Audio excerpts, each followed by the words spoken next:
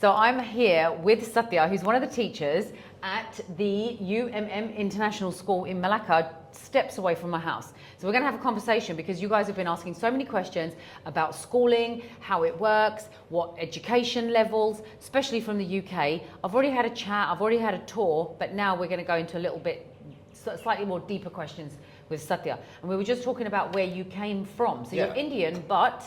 I'm here in Malaka. I was raised here in Malaka. Okay. Parents are Malaysian as well. Okay. So, mom's from JB.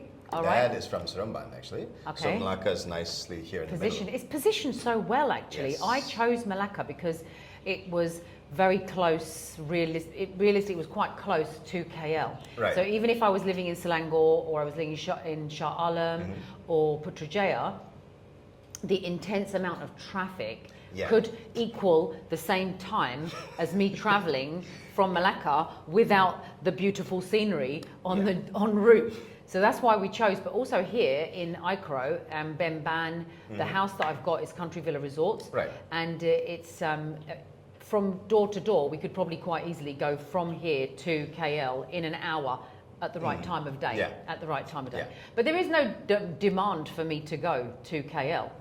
And only really those that are going to be working or needing to go would need to be there. So the majority of people, and this shift that you're seeing around the world, is remote workers are moving. Yes. And they're moving. And actually being 7 hours ahead, I found that it put me in a fantastic position because I'd already done everything and everybody's now surfacing, and I'm one day ahead of everyone when it comes to like talking and academics or discussions.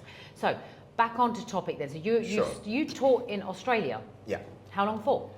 2 years. 2 years, and you also taught in Singapore. Singapore. How long for? 5 years. And where did you? I know that this is hometown. Yeah.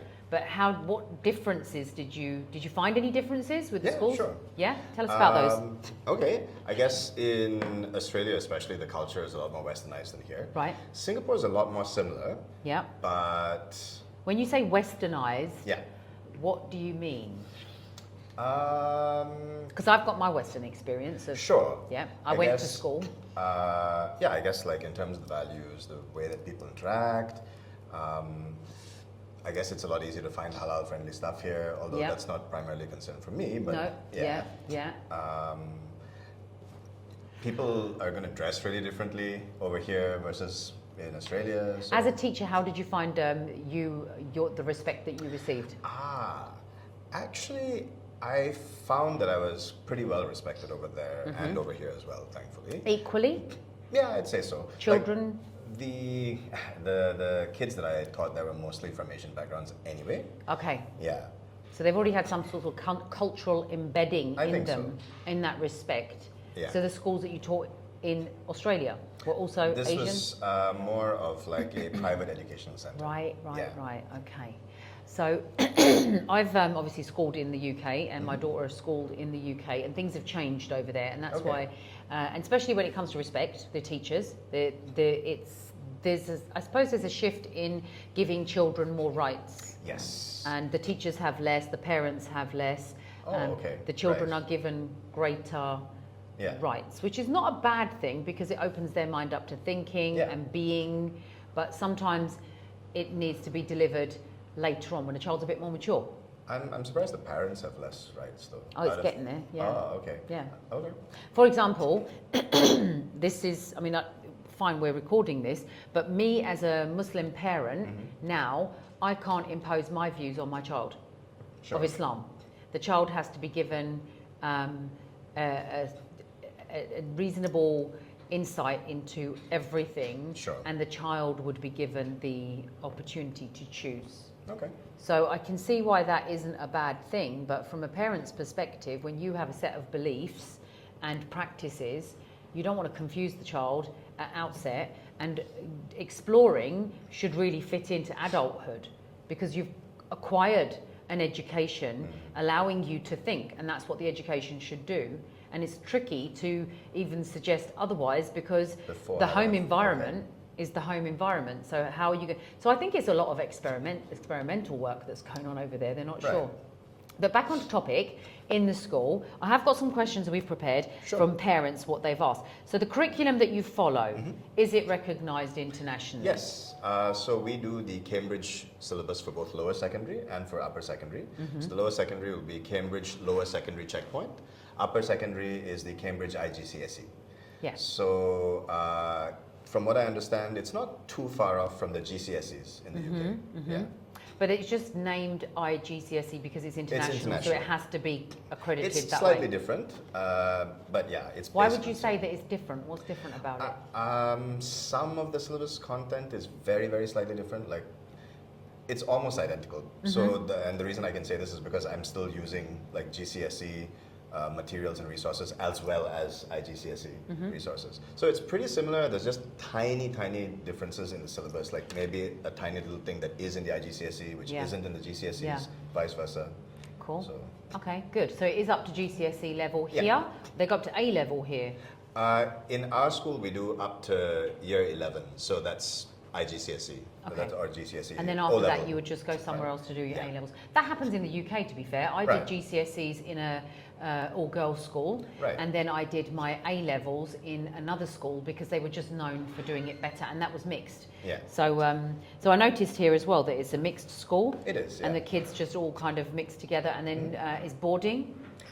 We don't have we don't have boarding as such, but we do have some international students who've kind of arranged for their own Oh, I accommodation. see. Yeah. I see. So this isn't primarily a boarding school with hostel facility. We've helped. I guess we've helped people find their own accommodation, but yeah, we don't have like formal hostels that are Right. Because I was wondering about that. Because if you've got a child who is, say, 12, then they attend the school, then the likelihood is that that child isn't going to be like a non-resident Right. of Malaysia. They Yeah. would be. So that's where the parents come in as their guardians and do that. Okay, so that's good to know. So that's something that. And do you support the parents with these international students for their Sure. visas and etc.? Yeah, we help the obviously the application process has to involve us quite heavily, and so yeah. So you do that, good. Yeah. And how would you say the school supports students who are not native or English speakers? Have you had that at all? Yes, we actually have students from China right now, and we have Korean students as well. So they're not they're from a non-native English-speaking background. Couple of different ways we do it. Like we have an intensive English program to help them out on the side. For some of our students, for two of our students from China, we've given them like just several months of English lessons before we fold them into regular classes with everyone else. So just to help them get more comfortable with the language before they have to dive into the rest of the curriculum stuff. So this Yeah. is a private international school, and how many students are there on roll? We've got 62 right now, 65? 54, I'm sorry. 54. Okay, and 54. capacity is? We can probably do up to 80. Yeah. Okay, so then that would be the most students that you would take. And how big are the classroom sizes? Right now, the classroom sizes are actually quite cozy. Like Yeah. our largest is 12. Which is perfect, actually, Yeah. isn't it? Because it allows the teacher to be more in control of that classroom as well. Exactly. Whereas in the UK, you're looking at 30 plus Right. per classroom. Although Yeah. they do have like a teacher's assistant that will support, but Yeah. still, it's the teacher really that the child will benefit from, Yeah. especially at this level. Okay. So apart from the GCSEs, that's what you're doing. I did notice in one of the classrooms, and I don't know if that's why I'm going to check with you, is dependent on the child's ability, they Yeah. can move up. Yes, they can. So again, using the two Chinese students I mentioned earlier, Yep. So they were actually registered to be in year 7 and year 8 respectively. But ability-wise, like now that they've caught up with their language issues, ability-wise they're quite a bit more advanced than that. So they're actually Pretty good. moving on to year 10 Wow. in September. So they should be 7, 8. Like age-wise, they're actually okay to be in let's say like 9 or in 10. Okay, right? so they're just a Ability-wise, year ahead. Definitely, yeah. a year ahead, and that's because of the education that they received in China. Yeah. Yeah, I've seen some TikToks and YouTubes of the kids, and they just look superhuman. Yeah. They're so trained well from such a young age for their brains to think. Would you say, so I know, I'm familiar because my family originated from Pakistan, and one of the things I noticed is that the education level over there is very much parrot fashion. They get the book, you know, so whereas the UK makes you think. Yes. And my daughter's got a tutor online. She's from Pakistan. Okay. Okay, so this tutor, Hira will say to her, how do you spell person? Okay. So her teacher will tell her, and then I'll shout from upstairs, let her answer it, let her think about it, let her spell it first, even if she gets it wrong. Is that something you could say at this school? Yeah, definitely. Again, because we follow a UK curriculum, we have to. UK curriculum is designed, like you were implying earlier.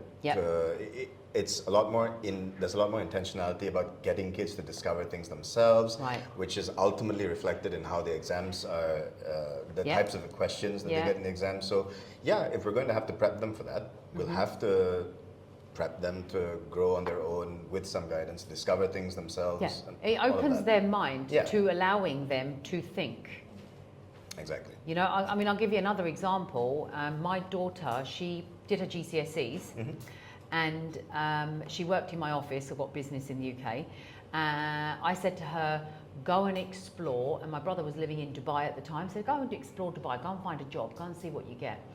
And she was given, with only GCSEs, a job as a project coordinator to the CEO. She was she was only 18. Okay. She's very well organised, and she'd worked in my business. She was coordinating the sales actually in the estate agency. Good experience. Yeah, so she had a bit of that under her belt, and obviously she must have talked the talk, convinced the guy, he's given her the job, but she was then standing over people from Pakistan, India, who had qualified over there, because over there, similar to my experience with Hira, is they're not given the opportunity to think as much as they are to learn, memorize, and pass an exam. So because she'd had her nursery was Montessori, and Montessori from a very young age allowed her to think and see and do and implement what she felt. And I think that's huge today, especially with education. How do you see the school fit in with that? There's a lot of project work and stuff. So, like, we do lots of stuff outside just regular classroom and exam stuff, right? We had our STEM carnival recently, so the kids got to, they had a big hand in designing, choosing, like, the projects. And then developing, like, how those would turn into games and all that themselves. Like, we have ICT. We have an ICT club outside just teaching ICT as part of the curriculum. We have an ICT club, which is again quite project based, and especially for the upper secondary where they've got a bit more foundation, it's a lot more exploratory. So the teacher is almost discovering things together with the kids.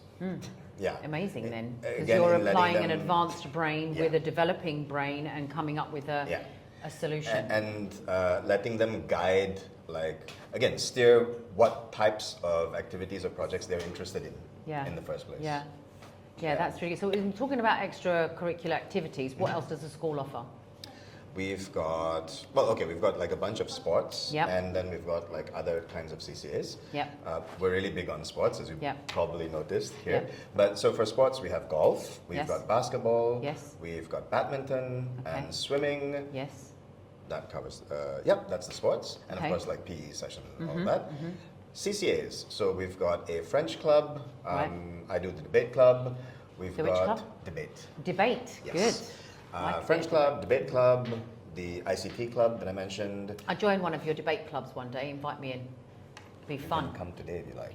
What time? Oh, where are we today? We were going to go horse riding. Okay. Yeah, but we can save that. Clubs at 3. Clubs at 3. Why not? Yeah. Join the debate club. We're here. It's 2:00. Yes. We don't even know if the horse riding's open. We haven't even booked. What? Yeah. So like we're staying in the homestay tonight. We'll work it out afterwards anyway. You focus on what you're doing. Okay. So yes, okay, debate club's on today at 3. So maybe we'll join that. I think I like the idea of it. What's the topic? We're going to find out. Okay, so we'll just come up with a topic and then everybody debates. And the age range that joins the debate? Well, the year 11s are doing their IGCSEs right Yes. now, so they're not in any clubs. Yeah. But otherwise, it's year 7 to year 10. Right, okay. I want That's to like do everyone that. else, I want yeah. to join the debate. He's looking at me going, don't want to join the debate. We're going to join the debate club. Yeah, let's do the debate club. It's good. I love a debate. Just as an aside. Yes, we can cut Not things out. everyone may be comfortable with the filming part, but otherwise, we please won't. come join. Yeah, we might not do that, and we might first check if people do, or we might angle it so it's just on me or you, just as the adults, not the children. Okay. Yeah, because I know there's permissions that. Yeah, and especially then it's going to go, and you never know how it's going to go. Yeah. Sometimes it'll go quiet, as in the reach won't go anywhere, and all of a sudden the next one goes mad, and people are ringing you up saying, "Excuse me." Yeah, exactly. Okay, so then you've got debate, you've got French. Why do they teach French? Why? I got taught French. Oh, okay. Now, why do we teach French? Interest. Like, French club is a new club that we just started this term. Yeah. So before this, we had an art and craft club. Yeah. Before that, we had a life skills club.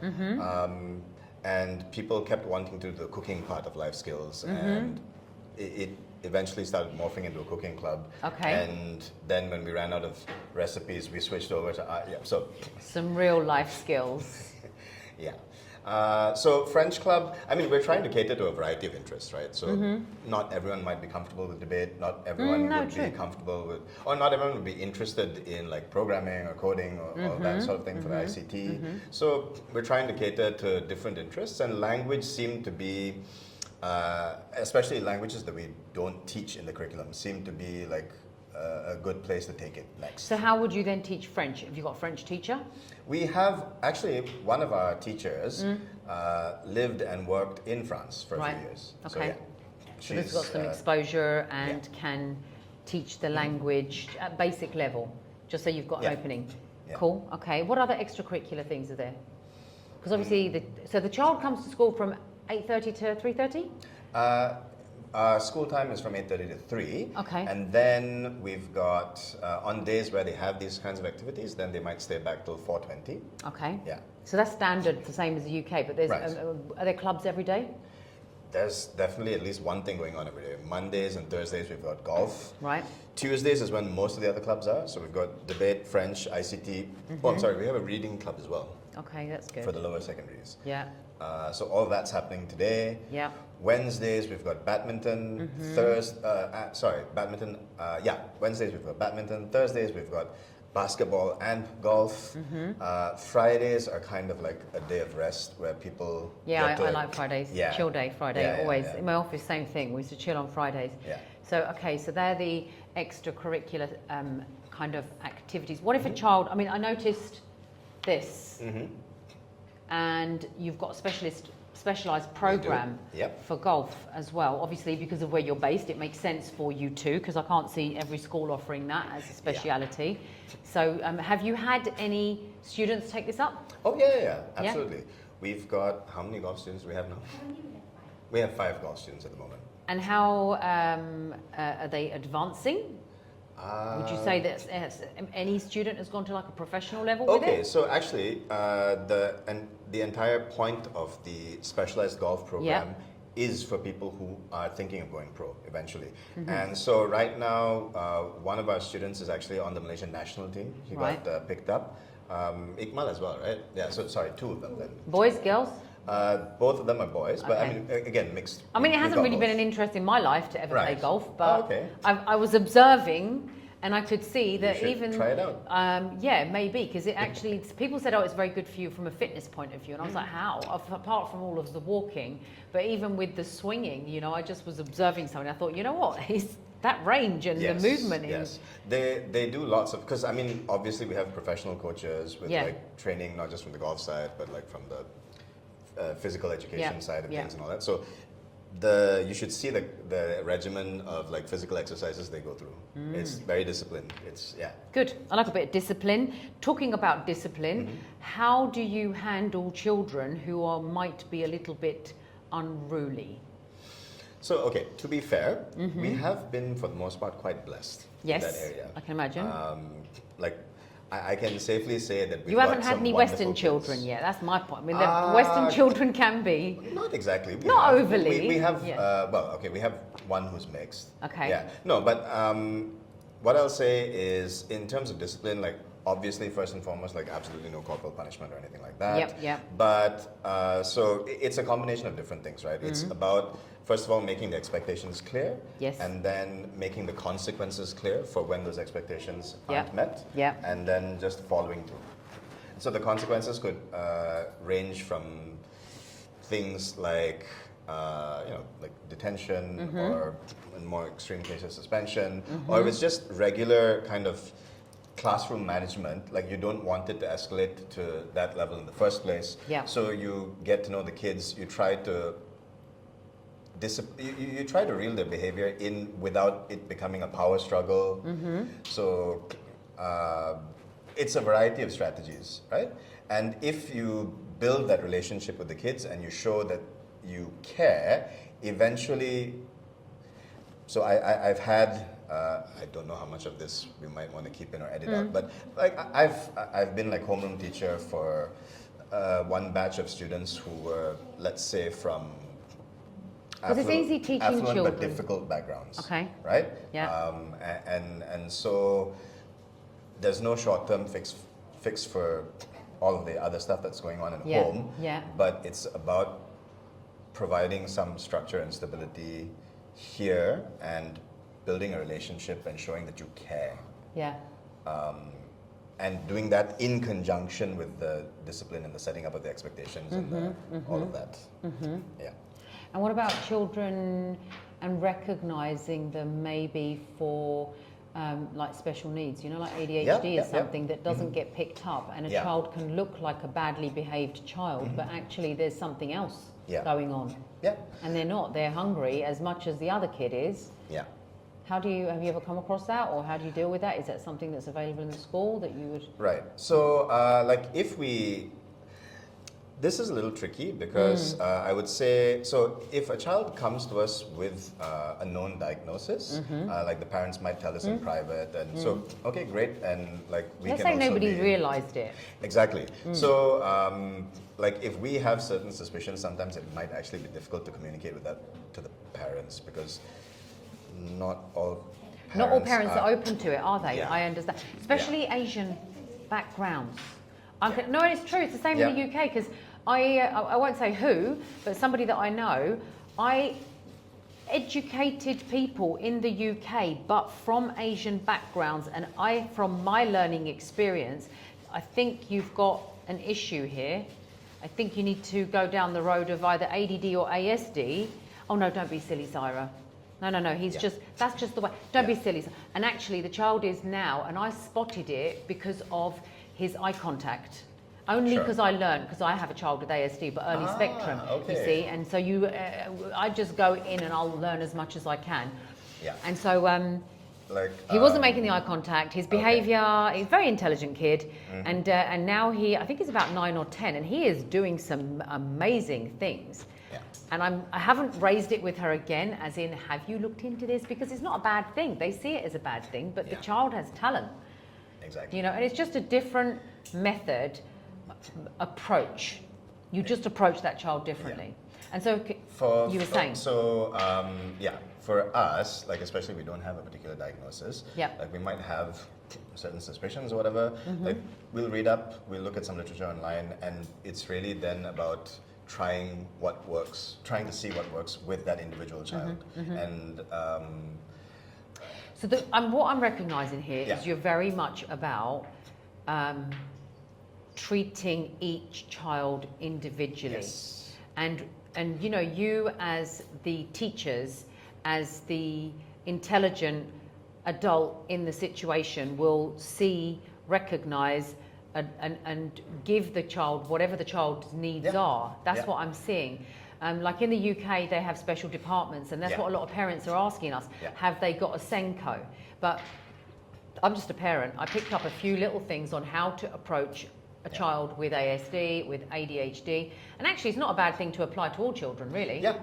Is it? And it may be something a lot of that stuff is generally like when many particular like learning teaching pedagogies or intervention techniques that were originally designed maybe for people with certain special needs, when they're applied to the classroom, generally like the literature shows that performance across the board, understanding across the board, growth across the board for all kids improves. Yeah, it does. And you know what you said something earlier that kind of resonated as well, and that was the care, because you care.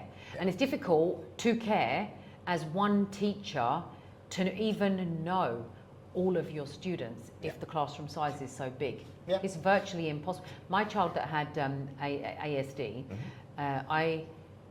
was it me? He was falling behind.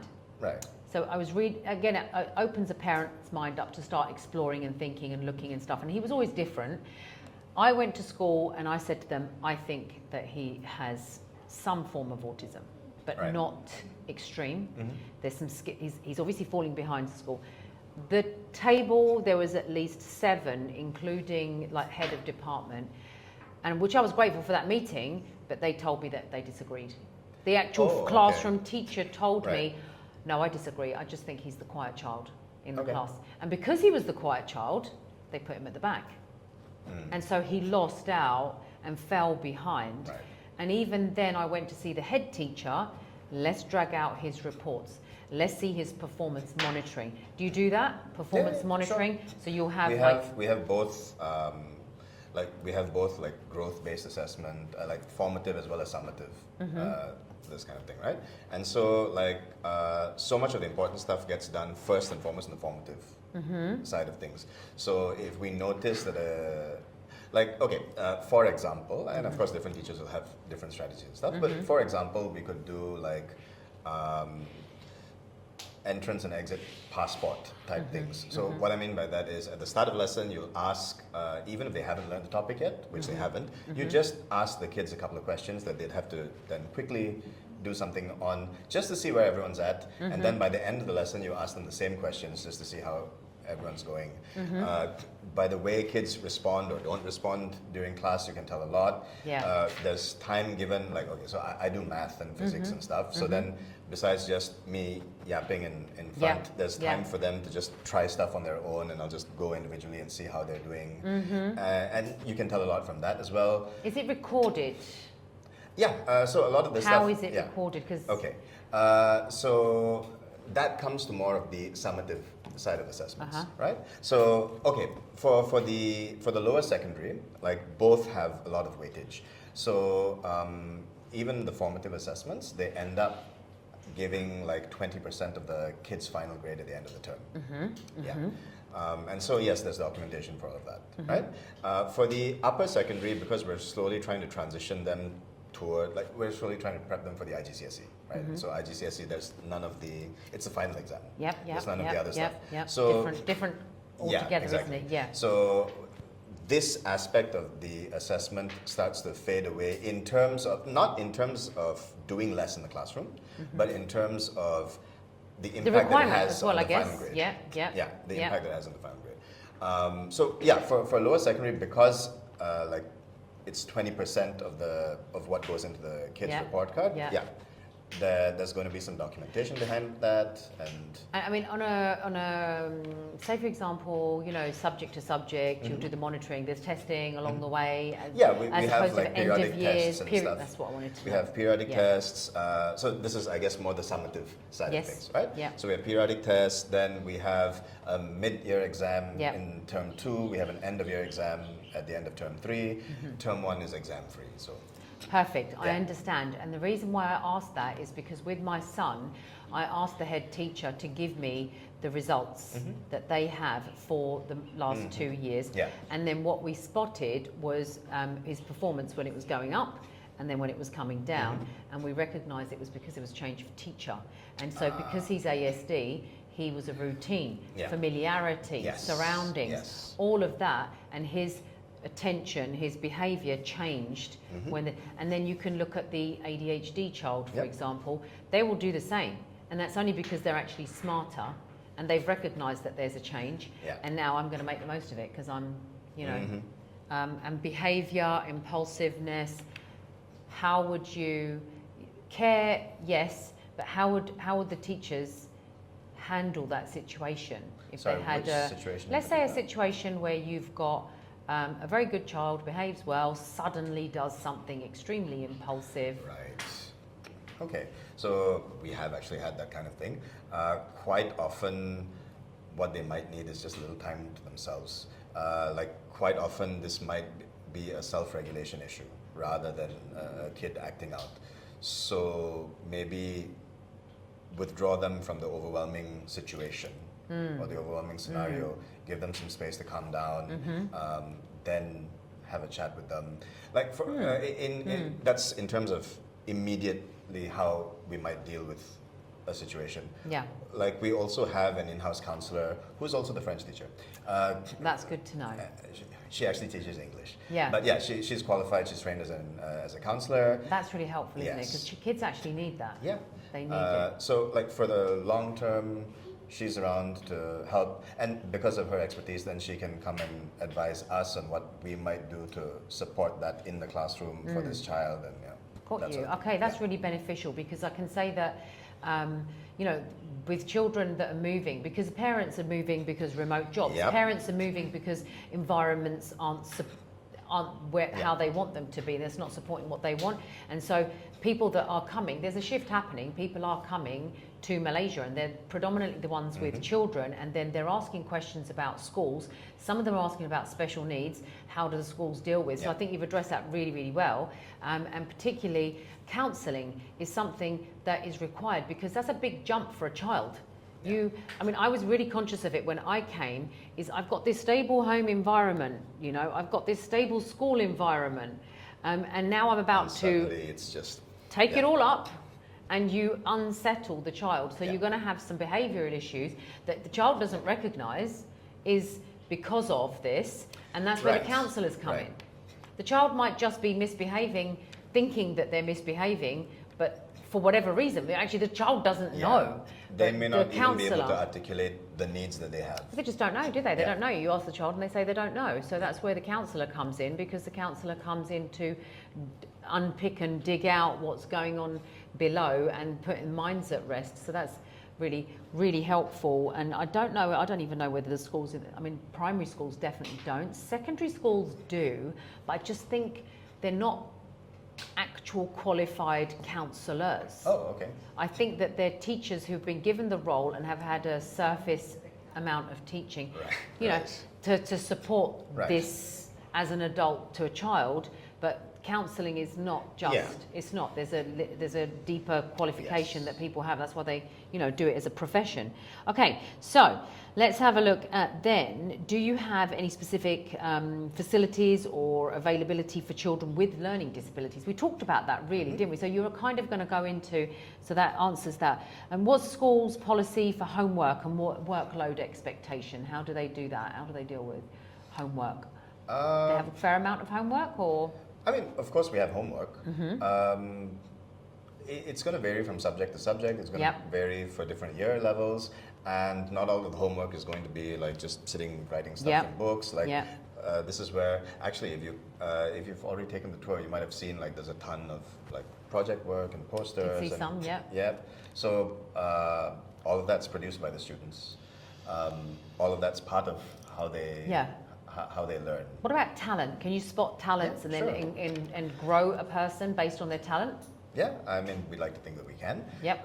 So we have one area where kids can showcase their talents, where they can shine. We have cultural celebrations all the time. Oh, Like yeah. Malaysia being as multicultural as we are, we try to celebrate, like we want to be as inclusive as possible. Yep. We want to celebrate all the various festivals. So typically there's going to be some kind of talent show, some kind of opportunity for the kids to showcase what they're all about. I'm talking about maybe a mathematical talent as well. Oh, yeah, sure. Artistic Sure. there. So that development, is there Yeah. something in place that helps them grow that better than it would if it was just standard normal classroom? Right.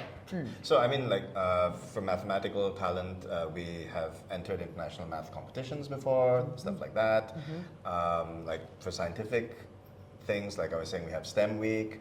We're actually looking into some I maybe shouldn't give the game away. Okay. Unless, like, in case it doesn't quite pan out. But we're looking again at like different competitions. Like there's a particular one I have in mind where it's a more science engineering based thing, but it's trying to link that in with community service, finding a community hero and trying to come up with a tech solution that might be relevant to some challenge they're facing. So we're always on the lookout. We're always trying to keep our eye open for these opportunities for to celebrate the kids' talents, to nurture their various talents even outside the regular classroom stuff. And do you do lots of like activities? Because, for example, because I'm homeschooling here at the moment, so with her tutor, she did something about reptiles. Okay. So there's a reptile centre here, so we're going to Yes, visit there. yes. And the butterflies, which Sure. I bypassed when I came with my older child. Yeah. But for her, metamorphosis is all explained. We went to the bird aviary, the open aviary in KL. There's so much here that allows you. Do you do outings like that with the kids? Sure, we do. Like we have a regular, like, annual planned outing. Okay, The that's last normal, one, yeah. the last one was to Singapore, but like talking about like aviary and all of this, like we went a big highlight, probably the highlight of the highlight of the Singapore trip was the trip to the Science Center over there. Like that seemed to be the one that the kids enjoyed the most. Yeah. Is that like a few days then, the Singapore trip? That was a day trip. Oh, wow. Trying to manage costs. Oh, wow. Like, yeah, because it's expensive over there. Times Accommodation. times 3++. So Yes. it's trying to give the kids as much of an experience as we can for a price that the parents will find reasonable enough. Yeah, I see. Yeah. I see. And then what about fees? What are the fees here?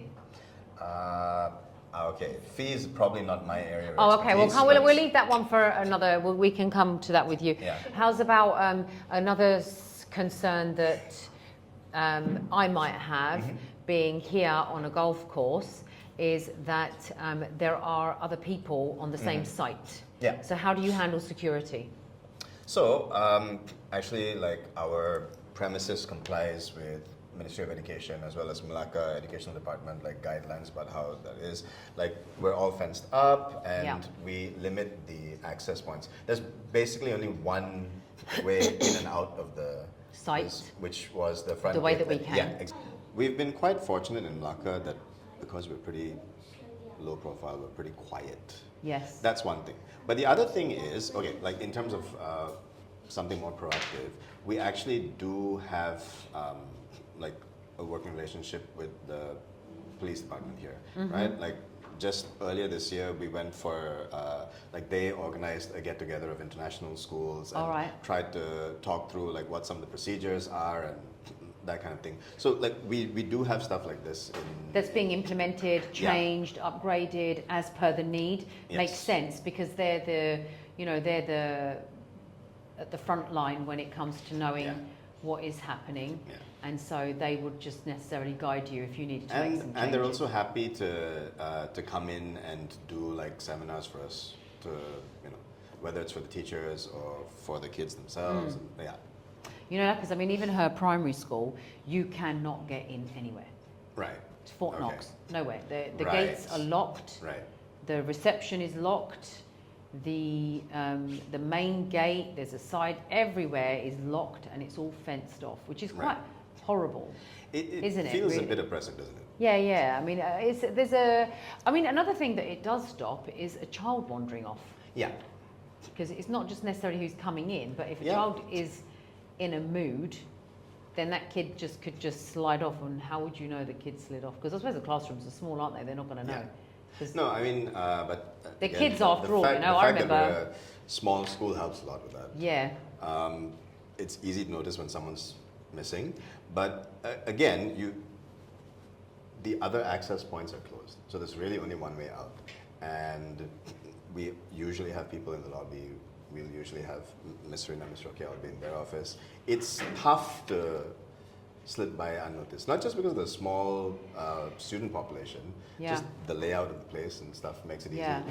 We have like security cameras all over the place, so we can. Right, okay, so that's another thing, because it wouldn't take much to establish which direction.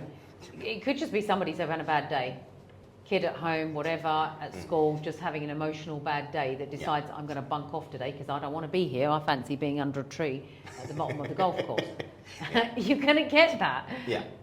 Maybe, I don't know. Maybe you do, maybe you don't. Like, so far we haven't. I think the children's ethics are different here. You know, children in the UK, in the programs that they watch, they don't want to go to school. Right. So I'm having to challenge that with my kid to say, school's such a great place. I loved going to school. I enjoyed sitting in the classroom. I enjoyed learning from my teachers. I wanted to be there. And now they're programs that kids are seeing where you say, right, we're off to school. And it's like, I don't want to go to school. You know, that attitude, the attitude. So maybe like you say, there's a big attitude. I imagine that's the world over. Of course, we have like kids like that here as well. Yeah, but if a child doesn't want to go to school, generally here, I imagine there's a reason for it. They're finding it difficult. Yeah. You know, so that actually he doesn't want to be here. Let's give him a hand and give them a step up so exactly, they start enjoying it. Like School should be try enjoyable. to head we try to head that off at the pass by making it a place they want to be here. Yeah, and enjoy the study, the content. Yeah. And this is the thing, like with I found with as teaching, homeschooling, you have to get their engagement. Otherwise, they're going to be bored and they're not going to enjoy the class and they're not going to be there. Okay, so we covered off security, which was great, and I understand we're in a different world here. KL, like you said, high profile, different ball game, but standard schools here are similar to, I recall when I was growing up, how it used to be in the UK. You know, the school gates were open and a parent could just walk into the school grounds and could just walk into reception and go and see the receptionist because the risk wasn't there. And because the police are supporting, guiding, the minute there's an element of risk, no doubt they'll be letting you know straight away. Yeah, that's really good to know. We've got some on WhatsApp. So how long has the school been here? 6 years. 6 years. And so in those 6 years, have you, has every single child passed, graduated? How's it? Yeah. How's it been? Any exceptional students? Oh, yes. We've had, I remember Ryan, he not only, how many subjects did he do? He took like, I want to say 11 or 12, I've forgotten. So in addition to doing all the subjects that we offered, he did a bunch on his own on the side as well. And then to help juggle the load, like we helped him complete the syllabus in some subjects a little early, so he could do some of his IGCSEs at the end of year 10. Oh, wow. Instead of all the way in year 11. That's good. And yeah, so some juggling going on. To the extent that we can help, Was Ryan Chinese by any chance? No. They are so good. No, Chinese. yeah, no. He's actually from the Surani community. So so Surani community is in Malaka. We have a Portuguese community as well. So they are. Yes, I know. Yeah. So just like we have Baba Nyonyas who are like originally Chinese, but they have like intermarried with like some of the Malay community and formed their own like sub community. Just like we have the Chitti community, like the same thing for the Indians and who have been very like localized in their culture. So we have the Portuguese community or the Surani community. Okay. Here in Malaka. So he was Portuguese community. From there, okay. So Ryan did very well by the sounds of it. And how many subjects do you teach here? Maths, sciences? Oh, as in the school? Right. No. So for the school, in lower secondary, we do, let's say, English, math, science, Malay, history, geography, ICT, economics, business. Brilliant. That would be lower secondary. Upper secondary, we have all of that, and we have accounting and the computer science. Don't think I'm missing anything. Of course, so in upper secondary, science gets split into physics, chemistry and biology. Maths gets split into just regular maths and additional mathematics, so yeah. And when you do that extracurricular study with life skills, does things like general life itself and banking, is that am I understanding right? Or? Sure. So I mean, we've done a variety of things. Like we've done stuff like some car-related skills, like how do you check for if you have a flat, like what do you do, like engine oil. We've done some investment stuff. So when I say investment stuff, we've looked. There's some lovely like gamified apps online that try to simulate investment. So we've done some of that with them. what else have we done? Life skills was You know, really things wide like variety of stuff. one of the biggest parents have noticed, and Mm-hmm. because I deal with finance Okay, and financial yes. advisors, so Right. I found myself offering my services to schools because children didn't Right. have a clue when it came to opening a bank account, Yeah. saving, Okay. money. Didn't have a clue. Where does money come from? Don't know. bit Yes. like where do chips come from? Yeah. The frying pan. Yeah. You know, they don't have a clue. So those kind of things, especially for when they enter like real world situations. Do you do something like that? It's not. I mean, it's not in the UK. They don't. But I was just wondering. Okay. Yeah. Like, so it's a bit tricky. We used to actually have PSHE. So PSHE is what, physical, social, Something. PSH. Yeah. Physical, social. E was economic. I'm trying to remember what the H was. Health. Health. Physical, yes. social, health, Health. and economic education. Okay. And so a lot of this used to be covered there. We've had to transition from that, like to meet kind of ministry requirements though. We've had to transition from that into teaching moral and Malaysian history, which don't get me, like we used to do the moral as part of the PSHE. So now it's, I guess, a bit more of a structured like ministry curriculum. Yep. Malaysian history is great as well. Like I don't think it's a bad thing. Yeah. Yeah, it's good to know. So the kids already get Teach like, about colonialism, do they? Yeah. Yeah, I Yes. didn't even Oh, know. Yeah. No, I was like, British. I didn't even know that they were colonizers. Okay. And where they'd colonized because No, it you're wasn't. joking. No kidding. They didn't Okay. teach that in history lesson.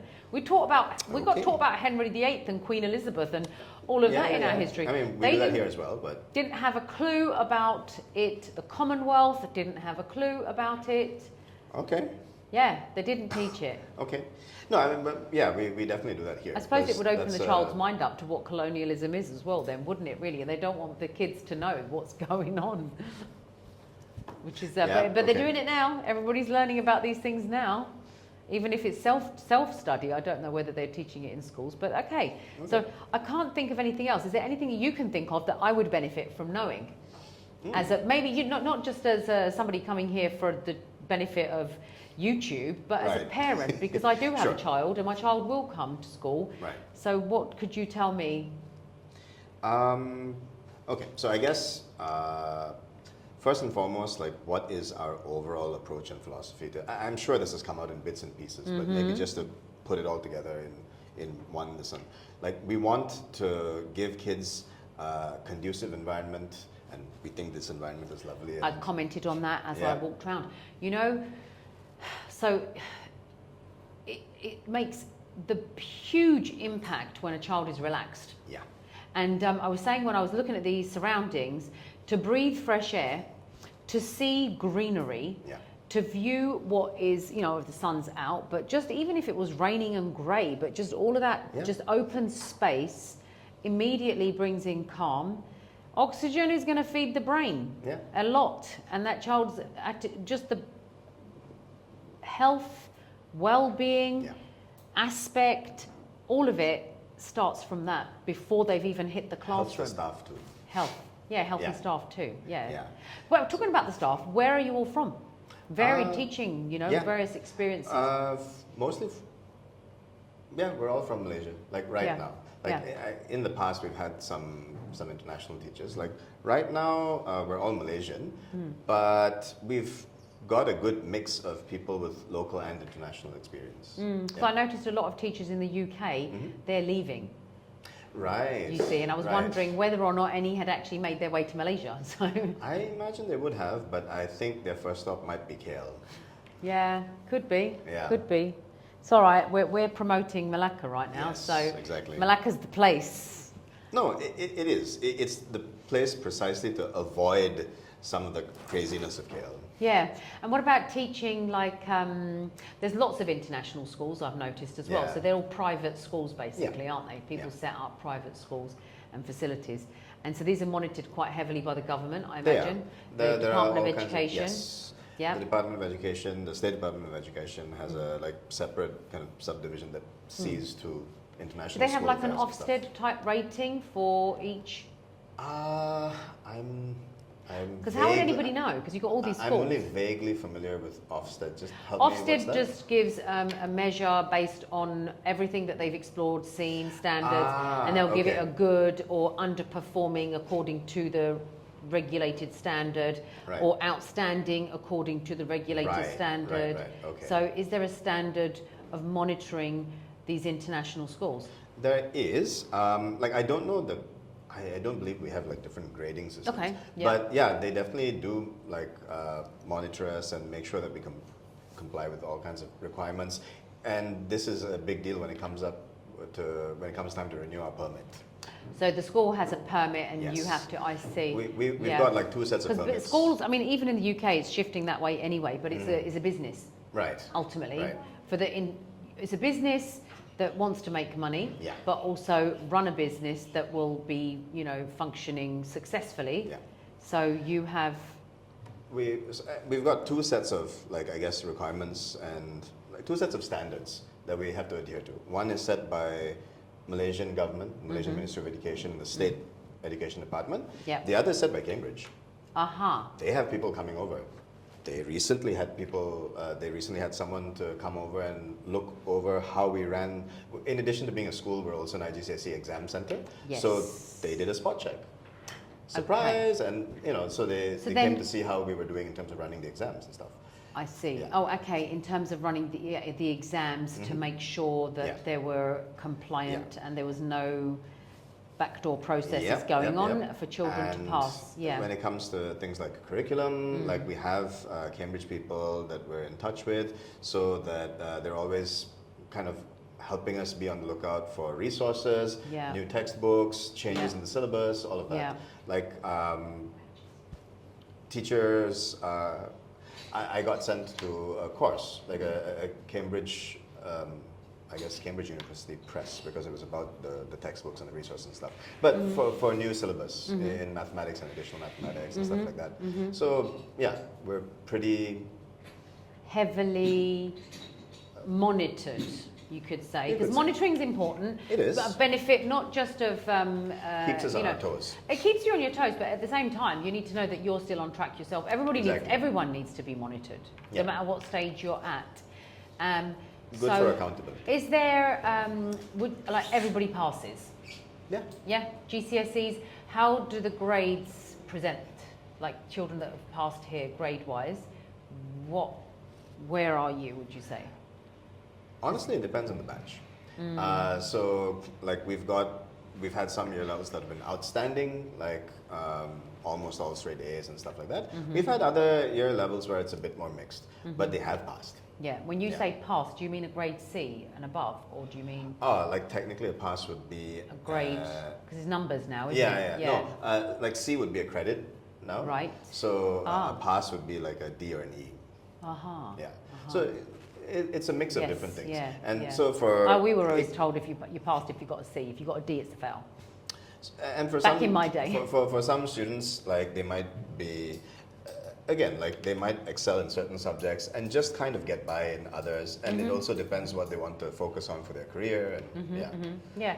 So I mean, then percentage-wise, because they usually give us a bracket, don't they, to say this percentage of students were A to C, and this percentage were this much. Got any ideas on that at all? Have you got any information? I know you said it's batch to batch, but that's every school, isn't it? True. We might have to come back on that one. Yeah, I'd have to, if you really wanted me to, I'd have to do some number crunching. Yeah, I'd like to see some stats myself, as a parent, knowing that this is the closest school to me, but I want to see that she's going to walk out of here with the best of her ability, and know that it's achievable. I think it sounds like it's going to be achievable, for sure, but it's good to see the other students and how they've, how well they've done using the school. So. And how long did you say you've been here? 2020. So 4 years. Yeah, 4 years or quite. Yeah, 4 years. And is that typically the teachers that are here have been here for quite a while? Yeah. Majority of them? There've been, there are folks who've been here longer than I have. All right. So, Well, considering it's only been here 6 years, then they're pretty much from birth. Almost since day one. Yeah. Okay, that's really good to know. So, it was really helpful. All the information that you've given has been quite intense. Okay. and thorough and detailed. So I really appreciate your time Sure. that you've given us. No, And I've a enjoyed lot of chatting as well. reassurance. Yeah, I enjoy chatting and debating.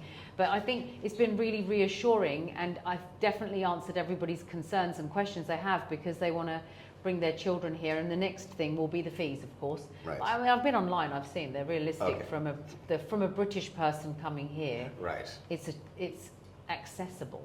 Okay.